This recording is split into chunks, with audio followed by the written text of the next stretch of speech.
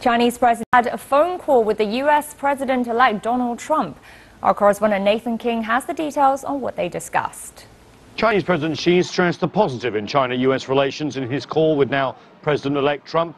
According to China's Xinhua news agency, Xi told Trump that, quote, cooperation is the only, quote, correct choice for the world's two largest economies. Foreign Minister expanded on what was discussed. We are willing to communicate with the Trump administration to better understand each other and expand our cooperation.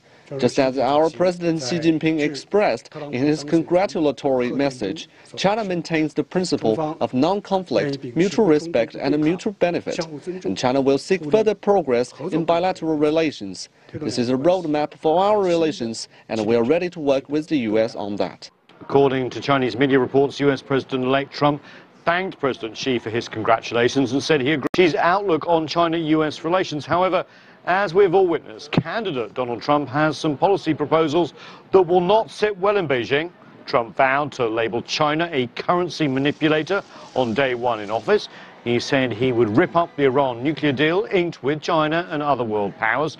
He may well pull out of the global climate agreement and slap tariffs of up to 45% on Chinese imports. However, Trump's national security advisor does hint at support for the Beijing-backed Asia Infrastructure Investment Bank and China's One Belt, One Road initiative. President-elect Trump has largely stayed silent on these issues for now, but we await his policies. On the names front, who might craft policy? Among them is one Asia advisor, Peter Navarro. He is a trade hawk who has advocated tariffs on China. He co-authored an article recently that talked about a policy of, quote, peace through strength in Asia. And Randy Forbes, a U.S. congressman who has called for stepped-up naval patrol in the South China Sea, is widely tipped to be the next Secretary of the U.S. Navy. So plenty of China hawks out there. However, remember, Trump ran on a platform very different from the post-Cold War consensus, where the U.S. has tried largely to make the rest of the world in its own image. Trump is suggesting a rapprochement with Russia, for example, leaving President Assad to run Syria. His approach seems non-ideological, seemingly even transactional. The pivot to Asia under Obama also seems essentially gone.